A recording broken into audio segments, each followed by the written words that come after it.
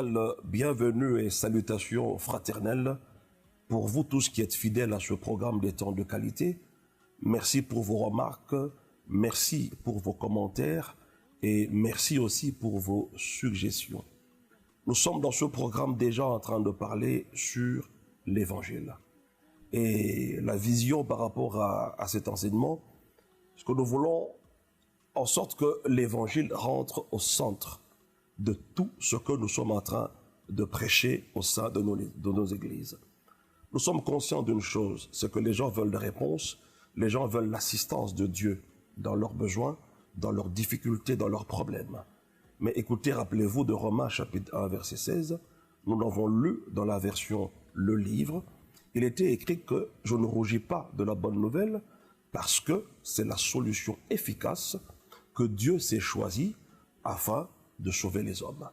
Il n'y a pas d'autre solution qui soit efficace à répondre favorablement aux besoins de l'humanité si ce n'est au travers de la bonne nouvelle de notre Seigneur Jésus-Christ.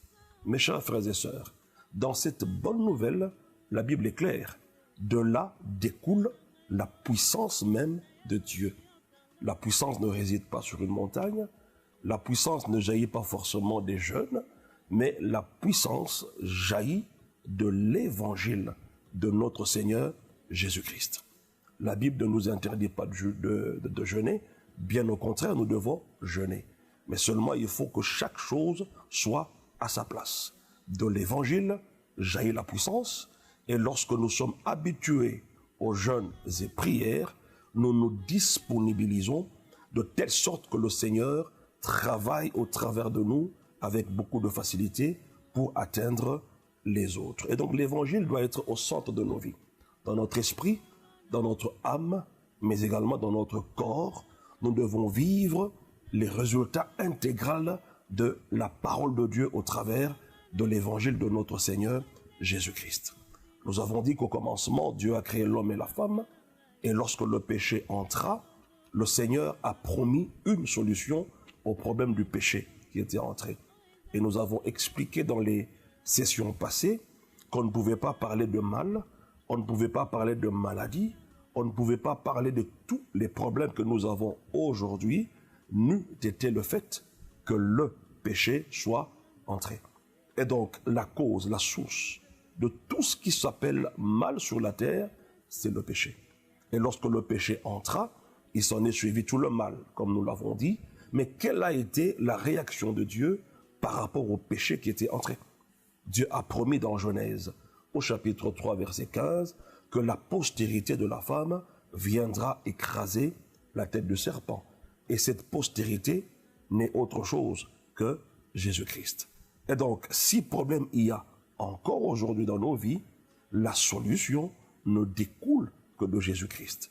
Parce que le problème de l'humanité dans son entièreté est lié à un seul problème, c'est celui du péché.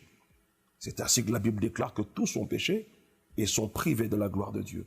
Et pour que nous sortions de cette sanction due au péché, parce que le Dieu saint ne pouvait pas laisser le péché impuni. Il fallait donc que l'homme subisse les conséquences du péché, et pour que l'homme sorte de ces sanctions liées au péché, il fallait que quelqu'un paye. C'est alors que Jésus est venu comme solution à ce problème, et ainsi la Bible déclare que le châtiment qui nous donne la paix est tombé sur Jésus-Christ. Ça veut dire que désormais celui qui croit en Jésus-Christ est en paix avec Dieu. Je n'ai plus besoin de recevoir les châtiments de la part du Père parce qu'il y a quelqu'un qui avait été déjà puni à ma place.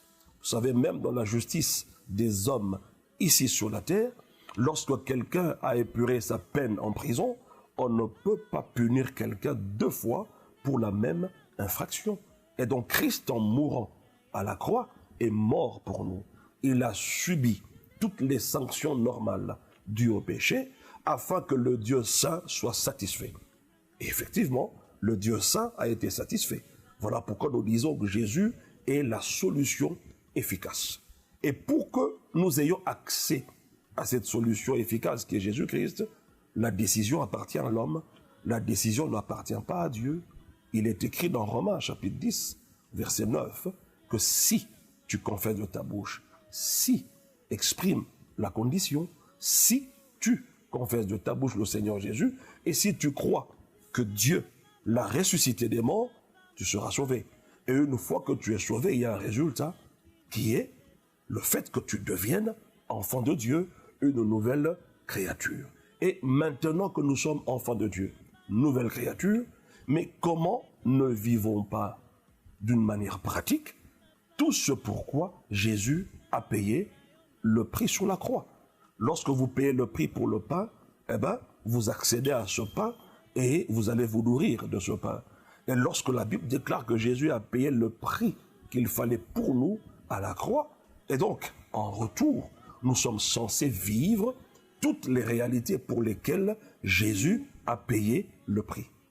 Et si nous ne vivons pas toutes ces choses en retour, c'est qu'il y a un problème qui se pose. Parce qu'en réalité, le Christ a déclaré que tout était accompli. Alors, déjà, depuis la fois passée, nous étions en train de parler des termes liés à l'évangile de notre Seigneur Jésus-Christ. Et tous ces termes-là, nous les avons vus d'une manière sommairement. On a parlé de la crucifixion, de la mort, troisièmement, l'ensevelissement ou l'enterrement. Quatrièmement, après que Jésus ait été enterré, il a passé 3 jours dans le sein de la terre. En d'autres termes, il a passé 3 jours en enfer. Et cinquièmement plutôt, Jésus est ressuscité. Et lorsqu'il ressuscite, il va passer 40 jours avec ses disciples, les enseignant concernant les choses du royaume. Et il va être enlevé. Septièmement, exalté. Et huitièmement, il va traverser le tabernacle céleste afin de présenter son propre sang auprès du Père. Et finalement, il va s'asseoir. Et donc, il est question dans tous ces termes que de comprendre qu'est-ce que nous gagnons en retour. Lorsque Jésus a été crucifié, il a crucifié sa chair à la croix pour nous. Jésus est réellement mort dans son humanité. Et donc nous aussi, nous sommes censés ne pas vivre selon notre humanité. Ça veut dire selon notre chair. Mais nous devons vivre selon l'esprit. Et lorsque Jésus est mort, mes chers frères, qu'est-ce que nous recevons en retour? À la mort de Jésus, vous devez savoir une chose, c'est que non seulement Jésus a été crucifié, mais nous avons été crucifiés ensemble. Et donc nous sommes aussi morts ensemble. Et lorsque nous sommes morts ensemble, en ce qui nous concerne, nous devons comprendre que c'est notre vieil homme qui est mort. Ça veut dire en d'autres termes, l'homme du péché. L'homme qui était né sous l'empire du péché. L'homme qui a hérité de toute la malédiction de nos familles naturelles.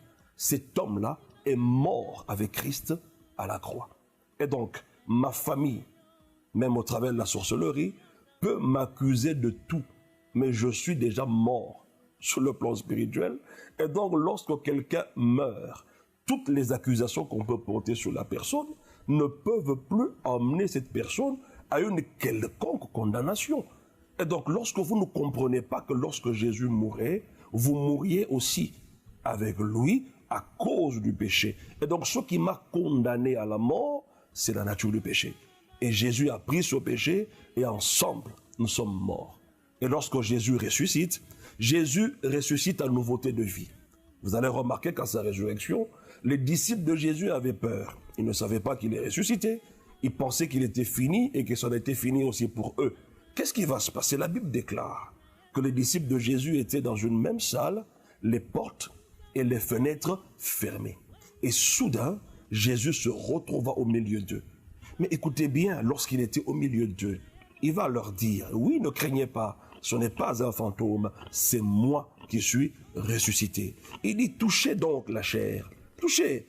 Il dit, un esprit n'a ni os, ni chair, mais touchez. Et donc Jésus affirme un fait. C'est qu'à sa résurrection, il est ressuscité avec un corps de chair. Mais comment se fait-il que ce Jésus avec un corps de chair va se retrouver dans une maison où les fenêtres et les portes étaient fermées, tout était barricadé? Est-il passé ou traversé les murs? Je suis en train de me poser la question. Et donc, à la résurrection, si vous comprenez que vous pouviez communier avec le corps de Jésus, et donc vous communiez également avec ce qui s'est produit dans sa vie, ça veut dire que rien ne peut plus vous arrêter. Vous devenez insaisissable. Un monsieur Jésus ressuscité dans la chair, mais arrive à pénétrer une maison, non pas par la fenêtre, encore même par la porte ou par des claustras, avec un corps physique, il se retrouve au milieu de ses disciples. Alors dès ce jour, il a commencé maintenant à leur enseigner les choses qui concernaient le royaume. Et je peux vous rassurer, mes chers frères, que c'est en ce moment-là, pendant les 40 jours de la résurrection de Jésus, que ses disciples ont mieux compris son message. Pourquoi? Parce que quand il est ressuscité, il va apparaître à ses disciples et la Bible déclare qu'il va souffler sur eux et leur dit, recevez le Saint-Esprit. C'est ce jour-là que les disciples sont nés de nouveau. Et dès lors que l'enseignant par excellence, le Saint-Esprit, est venu habiter en eux, ce sont maintenant des personnes qui comprenaient la parole de Dieu autrement. Mais dans les évangiles, c'était des hommes naturels à qui on enseignait des choses spirituelles. Et voilà pourquoi Jésus s'exclama des fois en disant, « Mais jusqu'à quand serai-je avec vous? Jusqu'à quand serez-vous incrédules? Mais je vous dis que pendant les 40 jours où Jésus est ressuscité, il a enseigné à des personnes qui avaient le Saint-Esprit en elles. Voilà pourquoi la résurrection, comme ils n'avaient pas le Saint-Esprit en eux, ils se sont éparpillés. D'autres sont rentrés à la pêche et ainsi de suite. Mais lorsque Jésus souffla sur eux et qu'ils reçoivent la personne du Saint-Esprit en eux, plus personne n'est allé dans son travail qu'il faisait dans le séculier et il s'est formé comme une assemblée, bien que l'Église n'avait pas encore commencé. Mais la présence du Saint-Esprit, de la personne du Saint-Esprit en eux, les a conscientisés et ils sont restés en bloc autour de Jésus. Pendant 40 ans, il leur a enseigné des choses concernant le royaume. Et même quand il est parti, 40 jours plus tard, ils sont restés 10 jours ensemble. C'est-à-dire le 50e jour, c'est alors que le Saint-Esprit va se manifester dans leur vie en termes de baptême, de revêtement, de puissance, afin d'aller témoigner de Jésus-Christ. Et donc, remarquez très bien que chacune des étapes, des termes liés à l'évangile, il y a un bénéfice derrière tout cela. Mais si nous ne comprenons pas tous ces bénéfices, c'est alors que nous vivons toujours comme des victimes. Tenez par exemple, lorsque Jésus a été exalté, c'est dans son exaltation, en montant vers le Père, pour lui remettre, présenter en fait le sang qu'il avait versé, c'est par rapport à cette ascension de Jésus-Christ que nous avons reçu la position qui soit au-dessus de Satan, au-dessus des démons, des puissances des ténèbres, de tout nom qui peut être nommé, non seulement dans le siècle présent, mais également dans le siècle à venir. Nous tirons la force de vivre au-dessus de ces dominations lorsque Jésus a été exalté. N'eût été l'exaltation de Jésus, eh ben, on n'occuperait jamais cette position-là. Et lorsque Jésus va s'asseoir, mes chers frères, déjà lorsqu'il est monté, il traverse le tabernacle céleste. De là, il présente le sang qui prouve réellement qu'il y a eu sacrifice et le Père a agréé ce sacrifice. Dès lors, nous avons une route nouvelle et vivante qui nous est ouverte afin que nous entrions en contact avec Dieu individuellement. Pas comme cela se faisait dans l'Ancienne Alliance, où il y avait que le roi, le prophète et les sacrificateurs qui avaient droit à la vie de l'Esprit. Et encore, ce n'était pas une vie permanente. Le Saint-Esprit descendait sur eux, les qualifiait à faire quelque chose pour le Seigneur, et de là, ils se retiraient. Et dès lors, ils se retrouvaient encore des hommes ordinaires. Mais depuis que Christ est monté, il nous a ouvert une route nouvelle et vivante. À tout moment, nous pouvons entrer dans sa présence, le cœur plein d'assurance qu'il existe et qu'il est le rémunérateur de tous ceux qui s'approchent de lui. Et lorsqu'il va s'asseoir à la droite du Père, c'est pourquoi, afin que, le même le dit dans Hébreu, dans sa parole, il nous dit afin que nous mettions ses ennemis sous ses pieds. C'est le travail que nous devons faire. Maintenant qu'il s'est assis, ça veut dire pas qu'il se repose, qu'il ne fout plus rien du tout, mais il est en train de... Il a prouvé qu'il a terminé son travail. Contrairement aux sacrificateurs de l'Ancienne Alliance, lorsqu'ils étaient dans le Saint des Saints, ils ne se tenaient jamais assis. Ils étaient tout le temps en mouvement. Tout le temps en mouvement. Mais Jésus a achevé son sacerdoce, ici sur la terre, il est allé au ciel, il a achevé cela, maintenant il s'assoit. Ça veut dire qu'il n'y a plus rien à retrancher, il n'y a plus rien à ajouter dans son œuvre. Ça veut dire que c'est une œuvre complète, une œuvre achevée, une œuvre qui a satisfait à toutes les exigences de Dieu, et donc Dieu lui-même est satisfait. À plus forte raison, nous qui sommes des hommes finis, limités, comment se fait-il que nous ne pouvons pas être satisfaits de cette œuvre, mais nous voulons ajouter à cette œuvre autre chose dont la Bible n'en parle même pas. Je vais donner des exemples notamment dans 1 Corinthiens. Nous allons prendre nos Bibles dans 1 Corinthiens, le chapitre 2. Ça, c'est l'apôtre Paul qui va chez les Corinthiens. Écoutez bien ce qu'il va leur dire. À partir du verset 1 Corinthiens chapitre 2, il dit « Pour moi, frères, lorsque je suis allé chez vous, ce n'est pas avec une supériorité de langage ou de sagesse que je suis allé vous annoncer le témoignage de Dieu. » Le verset 2, il dit ceci. « Car je n'ai pas eu la pensée de savoir parmi vous autre chose que Jésus-Christ et Jésus-Christ crucifié. » Analysons froidement, mes chers frères. Vous serez d'accord avec moi que les Corinthiens étaient des Grecs. Et donc, à cette époque-là, les Grecs étaient des polythéistes. Ils avaient plusieurs dieux, et ces dieux avec des minuscules, en réalité, c'était des démons. Et donc, c'était un peuple qui se prosternait devant les démons. Ils faisaient le culte des démons, le culte des idoles. Et dans ce royaume ou dans cet empire grec, à partir de l'empereur, jusqu'à la personne qui soit la plus basse de cet empire, tous adoraient les idoles. Ça veut dire des démons. Mais lorsque l'apôtre Paul va chez eux, qu'est-ce qu'il va dire? Il dit, je ne voulais pas connaître autre chose lorsque je vous parlais, si ce n'est Jésus et Jésus-Christ crucifié. Rien d'autre. Je pense humblement, en écoutant tout ce qui se prêche aujourd'hui, l'apôtre Paul devrait commencer par leur dire, bien-aimés, même si vous avez cru au Seigneur Jésus-Christ, sachez que vous-même et vos ancêtres, vous avez adoré des idoles, et donc par conséquent, vous avez des liens de ceci, les liens de cela, et qu'après avoir reçu le Seigneur Jésus-Christ, vous devez passer par la délivrance des liens. Il ne leur a pas dit ça. Même lorsque vous allez chez les Romains, c'est la même histoire. Les Éphésiens, les Colossiens, tous étaient des polythéistes. Mais en aucun cas, l'apôtre Paul va auprès de ces gens et commence à leur amener un message du genre de ce que nous écoutons aujourd'hui. Mais il leur a parlé de l'évangile. Alors ça prouve à suffisance que peu importe tes origines, peu importe la famille d'où tu es tiré, le Seigneur du ciel et de la terre connaît toutes ces choses. Et il nous a donné l'évangile comme le seul moyen, la seule solution efficace, non seulement pour nous donner la vie éternelle, mais également pour nous délivrer de la malédiction des familles, des liens de famille et de toutes ces choses-là. Il dit, je viens devant vous. Vous êtes des idolâtres.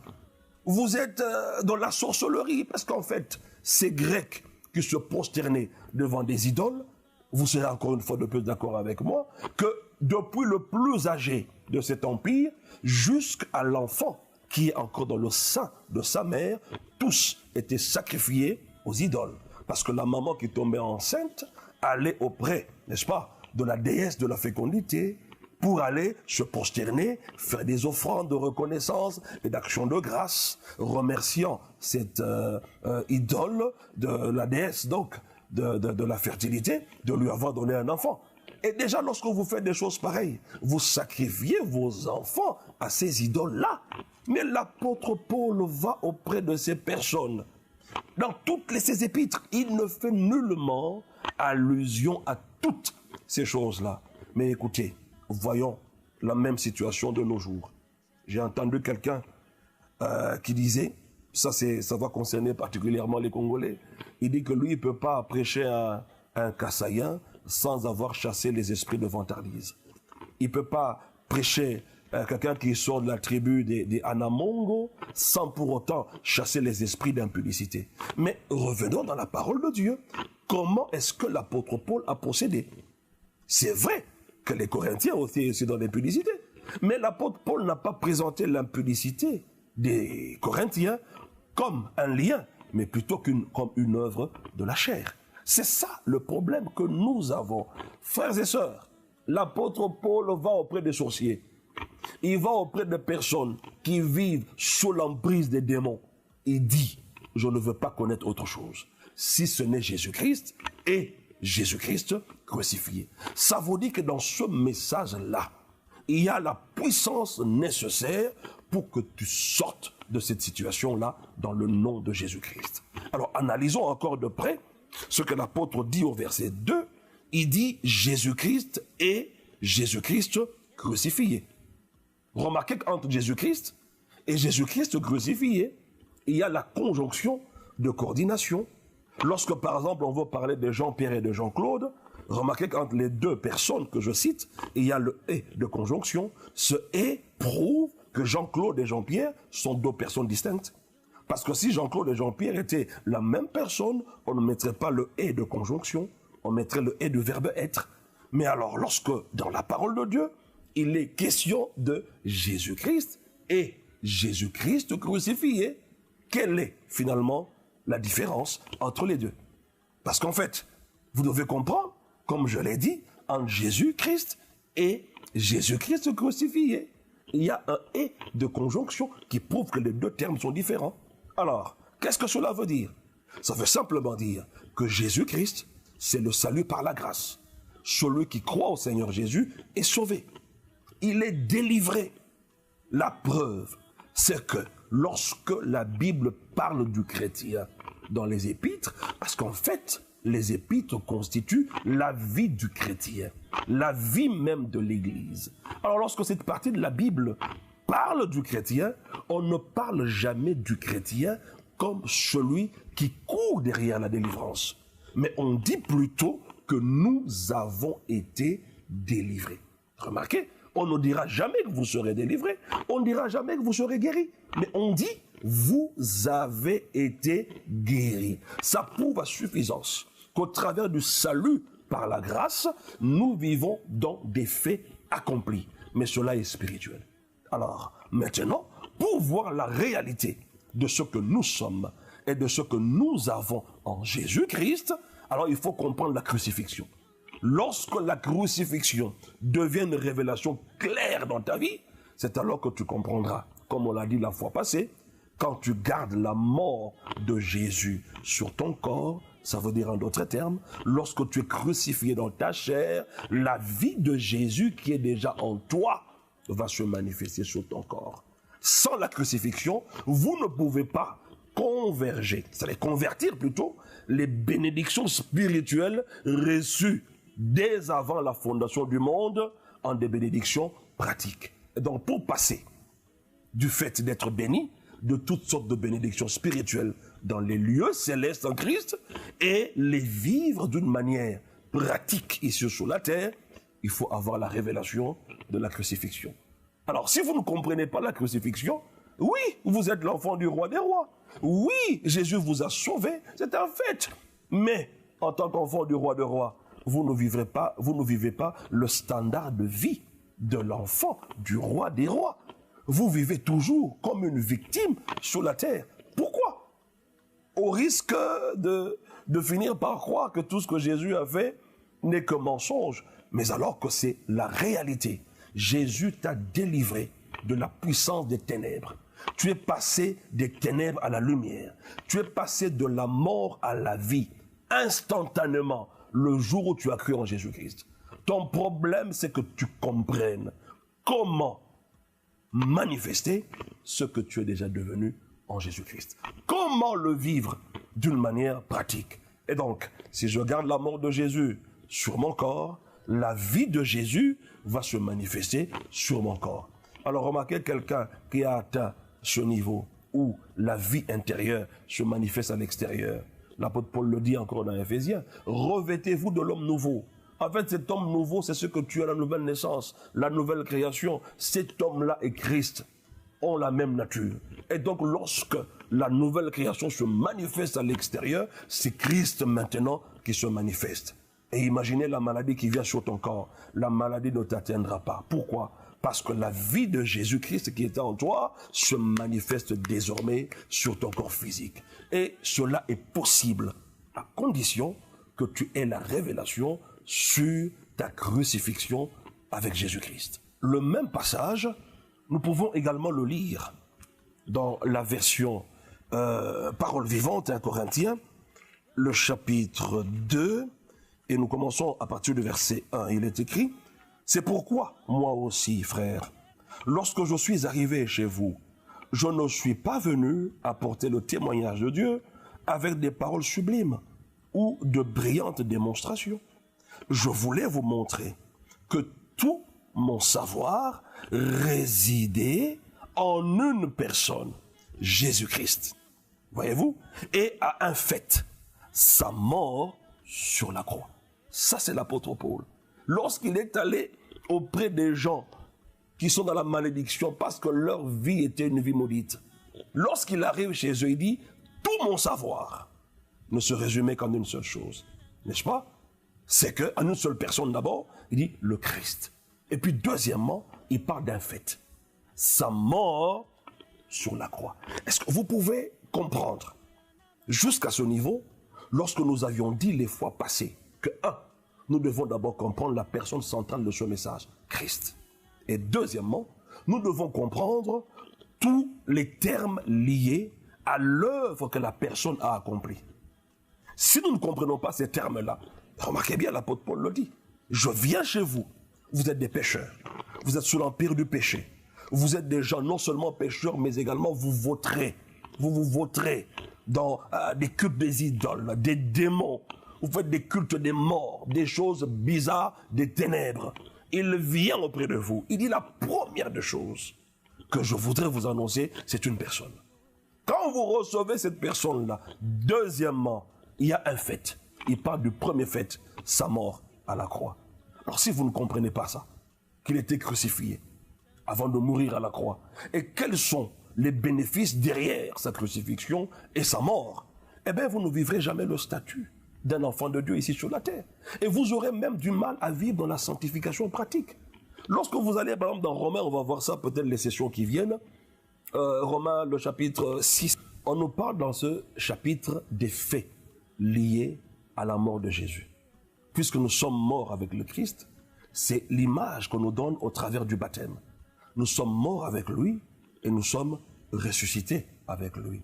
Donc la mort de Jésus a permis que notre vieil homme, l'homme du péché, soit mort, déclassé. Et la vie que je suis censé mener aujourd'hui, ce n'est pas ma vie à moi. Parce qu'au travers de la croix, j'ai perdu ma vie. La vie qui est censée se manifester en moi, c'est la vie du Christ lui-même. Si vous prenez également la version, le livre dans 1 Corinthiens, nous sommes toujours dans ce chapitre 2, il dit à partir du verset 1, « Mes frères, même lorsque je suis venu chez vous pour la première fois, je n'ai pas employé de grands mots ou un style savant pour vous annoncer le message de Dieu. J'ai décidé en effet de ne parler que de Jésus-Christ et de sa mort sur la croix. » Voilà là où résidait tout le savoir que l'apôtre Paul a reçu de la part du Seigneur, en une personne et à un fait. La personne, c'est Christ. Le fait, ici, il cite ici déjà sa mort. Mais il y a aussi la crucifixion, qui a aussi son sens dans nos vies. Il y a aussi l'enterrement, qui a son sens dans nos vies. Il y a la résurrection, et ainsi de suite, jusqu'à la position assise au ciel. Mais remarquez, mes chers frères, que son discours n'a tourné qu'autour de ces réalités-là. Pas en dehors de ces réalités-là. Voyez-vous, Et la Bible continue. Je peux continuer. Dans cette version, le verset 3, il est écrit « Je suis venu à vous dans la faiblesse. J'étais timide et tremblant. Et ma prédication était très simple. » Voilà le problème. Je suis sûr et certain, il y a des gens qui suivent. Et qui se disent « Bon, ce monsieur, il parle, il pense que par le simple fait d'avoir cru en Jésus, ça veut dire que tu es sauvé, ça veut dire que tu as vaincu les démons. » Oui, c'est vrai, sur le plan spirituel. Mais maintenant, la pratique, c'est ça que nous sommes en train d'enseigner. Vous devez comprendre tous les secrets derrière les termes de l'évangile. On dit qu'il était timide et il était très simple dans son message, sans éloquence et dépouillé de sagesse humaine. Mais la puissance du Saint-Esprit était dans mes paroles. Et elle prouvait à ceux qui les écoutaient que c'était le message de Dieu. Malgré la simplicité, il dit que la puissance du Saint-Esprit coulait au travers de ses paroles. Pourquoi? Parce que son langage ne parlait que d'une personne, Christ, et d'un fait, sa mort à la croix. Et je suis sûr et certain, mes chers frères, que ce même Dieu qui a utilisé l'apôtre Paul lorsqu'il a parlé de la mort de Jésus et de cette personne-là, Jésus-Christ, et qui s'en est suivi de la puissance, peut faire de même dans vos vies. Vous qui nous écoutez en ces instants. Je ne connais pas ton problème. Peu importe la nature du problème dans lequel tu es. Cette personne-là, Jésus-Christ, la Bible déclare qu'il n'y a de salut en aucun autre. Il n'y a de salut que dans le nom de Jésus-Christ. Et il dit ici, dans ce que nous avons lu, mes chers frères, que la mort de Jésus-Christ, quand vous parlez de cela, la puissance jaillit. Et je prie que la puissance du Saint-Esprit vous accompagne lorsque vous écoutez ces paroles dans le nom de Jésus. Et lorsque vous allez rester vous-même en train de méditer sur sa mort et sur sa résurrection, que la même puissance du Saint-Esprit vous accompagne dans le nom de Jésus-Christ. Je prie pour tous les cas de malades. Au nom de Jésus, je suis en train de proclamer que Jésus à la croix a porté nos maladies, nos infirmités, et il s'est chargé de nos douleurs. Et par conséquent, maladie, infirmité, douleur, je vous ordonne de quitter les corps de tous ceux qui nous suivent à ces instants dans le nom de Jésus-Christ. Et j'ai la ferme assurance que la guérison germe promptement dans vos corps et vous vivez cette guérison dans le nom de Jésus-Christ. Et que le Saint-Esprit accompagne ces paroles dans vos vies. Vous qui avez suivi ce message, et que le Saint-Esprit vous aide à faire de cela une vie, afin que vous sortiez des histoires, mais que vous viviez la vie. Ainsi nous avons prié, nous avons proclamé pour vous et ceux qui sont en accord avec nous, nous disons avec foi, Amen, Amen, et voyons-nous à la prochaine occasion. Que Dieu vous bénisse. Yonde kosina yuda Izi babo moye Yonde nzamba koyema